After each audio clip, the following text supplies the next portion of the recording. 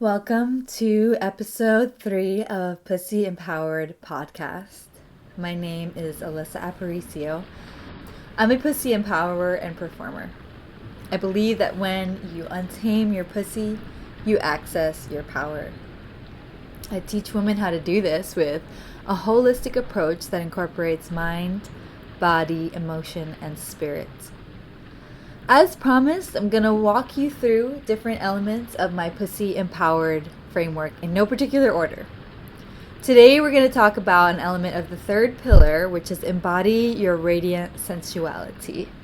The first element of this pillar is surrender to being. I think it's one of the most basic elements of my framework, but one that can have a very immediate, potent effect on our sense of self. Notice I said surrender to being, not doing.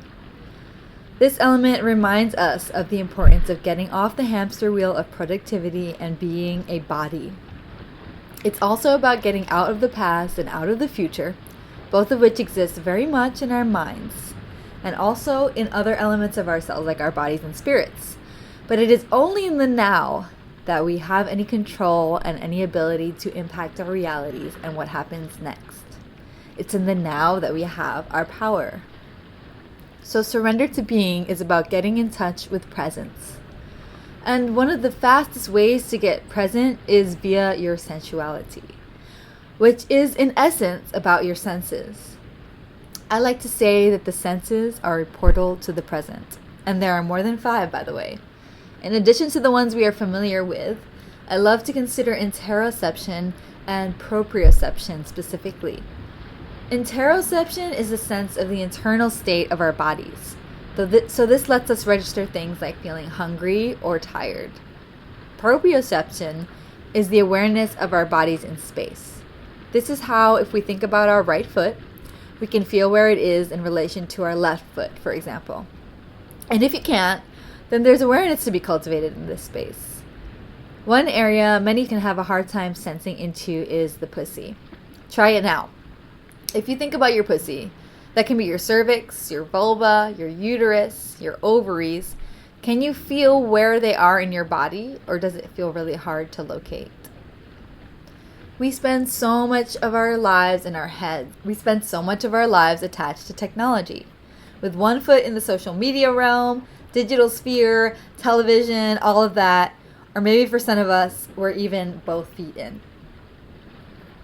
But if we don't consciously choose to come back to the reality of the present moment and our existence in this physical realm, it can be very easy to get stuck in this externally fixated, mentally chattery place. When we tune into our senses, we are able to arrive in the here and now, and it's in this interaction with our senses that we experience our sensuality. In fact, our senses have the ability to get us out of a trauma response. That's how powerful they are. Trauma responses are psychosomatic. They're experienced in the brain, but also very much in the body, as if we could truly separate our brain from our bodies. But that's a whole nother topic. In my training in trauma-informed care, licensed clinical social worker Ali Lerner explained that one of the quickest ways to get someone out of a post-traumatic triggered state is to activate their sense of touch. One example she gave was giving her clients Play-Doh to ground them into the sensation of touch. I thought that was genius, and I'm about to order some sparkly Play-Doh myself. Fostering a relationship with the senses calms the nervous system. Bringing our awareness to the senses calms our thoughts. And this is the basis of sensuality. I mean, true, authentic sensuality. Many of us have the idea that sensuality is something learned or outside of ourselves. We believe that we are either sensual beings or not. Not true. We often use sensuality interchangeably with sexuality. Sensuality is definitely a part of sexuality. We often believe that sensuality is performative. While it can be and is definitely used in performance, such as in the dances that I love to perform myself, like exotic dance, belly dance, samba, etc., it doesn't stop there.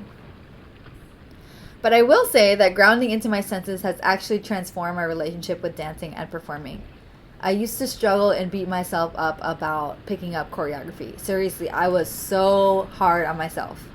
When I began to learn to take the emphasis off of my appearance and reflection and put that awareness on how I felt in my body, my performance game totally transformed.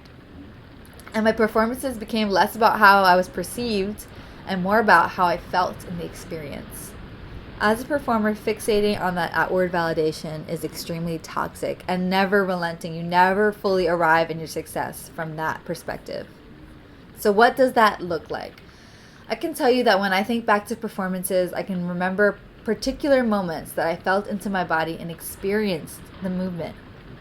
The feelings of the music washing over me and guiding me. The feeling of my hair tickling my back. The feeling of my pussy as I snaked my hips.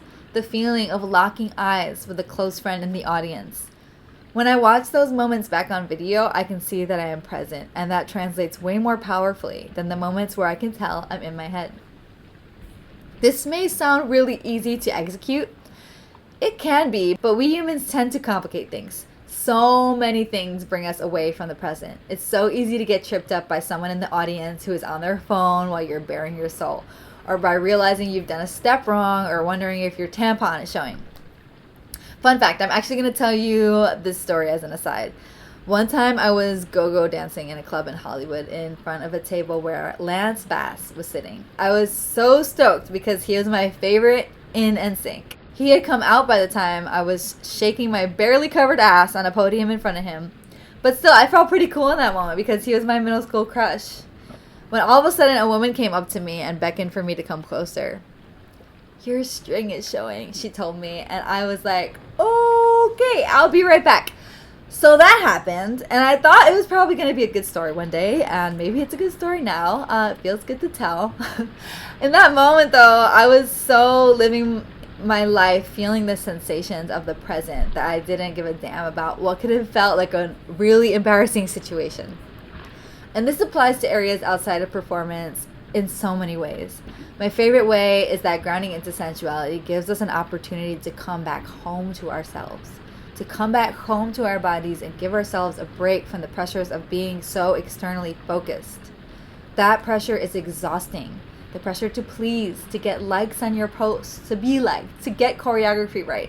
The pressure that says our sensuality is for others. Let's reframe this exhausting paradigm and remember that our sensuality is primarily for ourselves. I loved hearing my client Tina reflect about her experience in my last course with the following. I was grateful that I could see progress in a way that I wasn't expecting to, like not being in my head at all and catching myself being present instead of thinking, so what am I looking like now? Whew, what a relief to press pause on this endless worry about what we are looking like. As women, we have been conditioned to think this is the most important thing we have to give the world, our appearance, especially when it comes from movement. I call bullshit. Our bodies are not inherently for anyone's consumption. And in reclaiming our sensuality, we have the opportunity to not just theorize about physical autonomy, but to live it moment to moment. And the more we tune into our senses and what they're telling us, senses like pleasure, touch, scent, hunger, tiredness, desire, aversion, the closer we become to ourselves. The more you nurture this intimate space between you and you, the more the power you have in the present moment is available to you. Thank you for listening to today's episode. I hope you found it insightful and illuminating. If you feel called to journey into this topic more, join me for a free webinar and pussy empowered dance party tomorrow, Tuesday, July 21st at 4:30 p.m. Pacific Standard Time, 7:30 p.m. Eastern Standard Time. We're going to have a juicy convo and experience that illustrates how to have your hot girl summer in the time of COVID. Please join us there. I'll have an exciting announcement at the end as well, so you're going to want to be there live. You'll find the link to register in the show notes. Wishing you a sensually alive day. Thanks for listening. See you next time.